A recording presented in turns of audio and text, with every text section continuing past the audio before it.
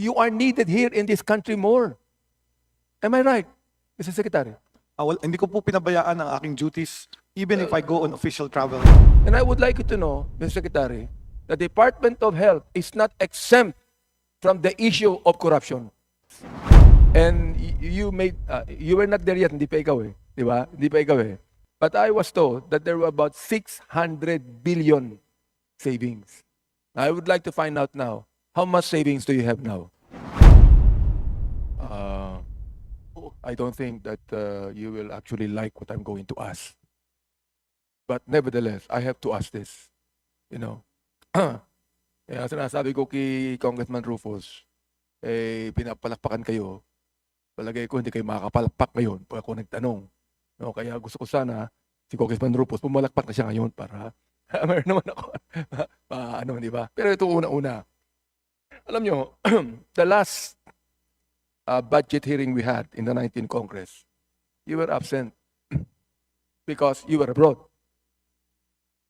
In fact, I asked that question. If I remember. Perhaps it was not actually a budget hearing, but there was a hearing in which you were not present. And I even questioned it, why you were absent. And someone told me that you were out of the country. Now, here's the question.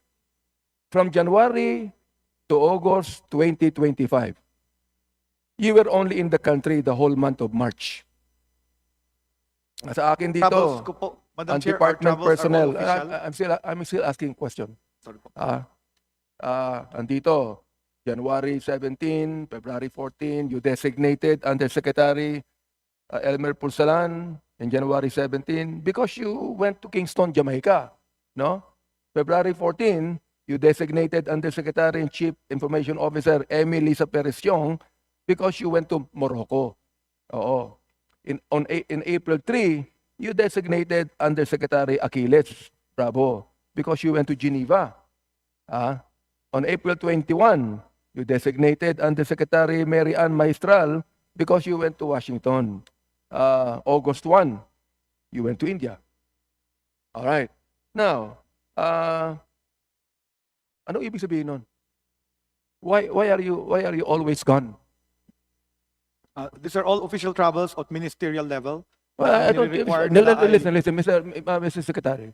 You are needed here more than anywhere abroad. Mas kailangan ka dito. You can tell us in a ministerial level. But please take note, the DOH is a service agency. You are needed here in this country more. Am I right, Mr. Secretary? Hindi ko po pinabayaan ang aking duties even if I go on official travel. I make sure that I know what is happening in the department. Hindi mo and in the health system. pinabayaan because you are designating an undersecretary. And I would like to commend the undersecretaries for doing their job well. While you're gone. Kami nga dito, hindi kami makaalis. I have not been abroad for about 4 to 5 years because of the work we have in Congress. Oo. Pagkatapos, makikita po namin yung mga secretaries ng kabinete na nag-abroad lamang. I know it's a ministerial thing, but the thing is this, Mr. Secretary. Mr. Secretary. And I'm not angry, no. I just would like to be informed. Now, the DOH is a service agency, and you are much needed in this country to be able to personally, it is not the job of the undersecretaries to be designated by you when you are abroad. Na kumalat na eh. Oo. Nagtanong nga ako eh. Namuntik ka ng matanggal at you have been suspended. Nagtanong ako pa, nasuspend ba si Secretary? Now, Mr. Secretary, you know me, di ba? I mean, when I need to commend the department, I commended the department. In fact, I commended you. I supported you in the last hearing that we had. Di ba? You know that. Kaya gusto ko lang itanong ito. And of course, you will answer me na you are not remiss in your responsibility. But when you give it to the undersecretaries, when the undersecretaries have their own job themselves, they are not appointed as undersecretaries to be designated by you so that you could be able to go abroad. It might be a ministerial thing. But, Mr. Secretary, may I say this, no? Ngayon lang tayo nakakausap pag budget hearing At pagkatapos ito, tapos na Am I right? In this budget hearing, ngayon lamang po tayo nag-uusap, ngayon lamang tayo nakikita, and this is the only time in which we could be able to tell you what is happening, di ba? Ngayon, malaki problema natin, no? And I would like you to know, Mr. Secretary, the Department of Health is not exempt from the issue of corruption. Just to let you know. Hindi po ba, Mr. Secretary? I'm investigating issues of corruption in my agency as well. In fact, I have sidelined. And let me just state, Madam Chair, that for the record, I have brought in hundreds of millions of dollars from all the travels that I have gone to. $400 million from the World Bank, $25 million from the Pandemic Fund. These are the result of all my travels. Had I not traveled, none of those money would have come to us. The money spent to travel is well worth it because I was able to get global health funds to support the Philippines in its, especially when the US aid pulled out, we were able to get other sources of funds from our friendly countries. Thank Maraming you. salamat, Madam Chair. Thank you, Mr. Secretary, for saying that's on record, no? Para malaman ng taong bayan that you going abroad, mayroong benefit, di ba? Mayroong benefit sa atin. Thank you for saying that, no? Ito isang tanong na lang. Okay, please, last question. ito, Rep. Abante. You have a COA audit observation memorandum as regards to delayed resolution of protest. Bakit? Why is that? I've received this, MOA, but for protest, it goes through our procurement service, our legal service, and then our Office of the Secretary. So I have noticed that many of the protests were decided on late, beyond the period. But I think I have to agree, they were complicated protests. I do realize that on the strictness of the requirements, Mr. Secretary.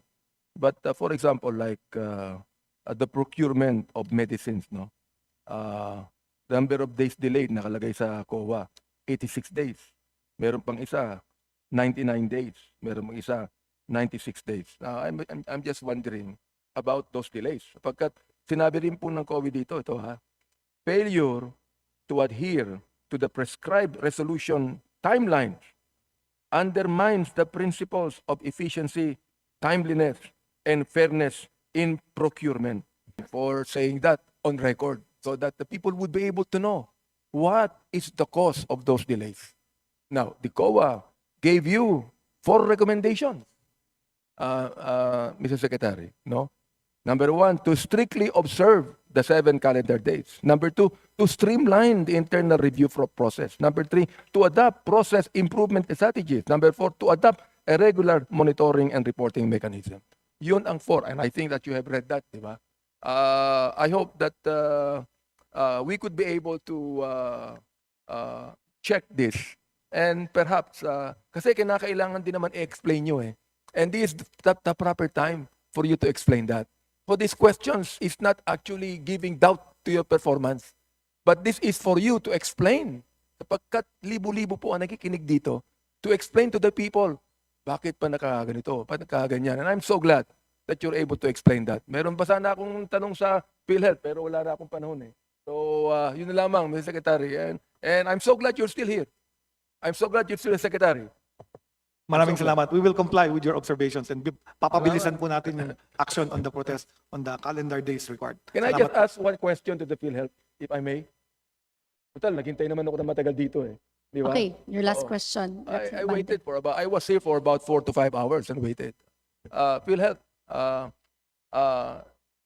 nung last budget hearing, nakiusap ako sa inyo to give accreditation to the geriatric center in San Miguel. And I'm so glad that nabigay po ninyo yun eh. Nabigay ninyo. So, maraming salamat doon. No? Kailangan po ng mga senior citizens yan eh. Oo. Ay palagay ko, senior ka na rin, kung di ko nagkakamali. No? So, nagpapasalamat po ang napakaraming senior na napagbigyan ng PhilHealth sa accreditation nila. But the thing is this, ilan po ba ang paying members ng PhilHealth? Your Honor, ang nakatala po sa amin ay yung mismong primary member po ay 37,168,165. Ang dependents po ay 27,962,700. Okay, Madam Chair, so 37 million ang paying. Yes po. The 24 million are not paying. Ganun ba yun? In a way po, dependents. Oo. So, the last budget hearing we had, I asked you kung ilan ang savings ng PhilHealth or unutilized funds. And you were not there yet, hindi pa ikaw eh. Di ba? Hindi pa ikaw eh. But I was told that there were about 600 billion savings. I would like to find out now, how much savings do you have now? Or savings or unutilized funds actually? Madam Chair, if we start yung ending balance po ng 2024 ay mga 430 billion at ngayong taong ito po ay meron ho kaming losses kasi po gagamitin na po namin itong mga savings natin at nagpalawig po tayo ng benepisyo. Kaya mag-e-end po ang year natin ng mga 354 billion po. Losses. At 76 po yung losses. So ang savings or Meron natitira pa kayong po, savings na 300, magkano? 54 billion po. Okay. Can you please provide this committee the list of all of those savings? And where did you put it? And if you put that on a time deposit thing, how much interest and how it was used? Pwede pa ba? Yes, Your Honor. We will provide the the Tinatanong ko to, appropriations. Madam Chair, sapagkat nagbibigay na kayo ng 50%, di ba? Sa mga members, am I right? Across the board, 50% po coming in Oo. January 1, 2025. Tinatanong ko to, para mawala na yung savings, pero siguro pwede na kayo magbigay ng 100%. Palagay nyo? 100%. Total. Dumadami naman ng contributors eh. And that will be used to the contributors. Am I right? So 100%, dadami pa yan. Every year, dadami pa yan. Di ba? Oo. I'd like to remind our distinguished Yes. colleague, please have your one last question. Yun na lang ang tanong ko. Yes. And I will be meeting with you on that because I am going to actually filing either a resolution or a bill to give 100% benefit to every member. Kaya kailangan malaman ko rin sa inyo kung ayaw nyo o gusto nyo. If not, then given the reasons why. Di ba? Oo. Maraming salamat.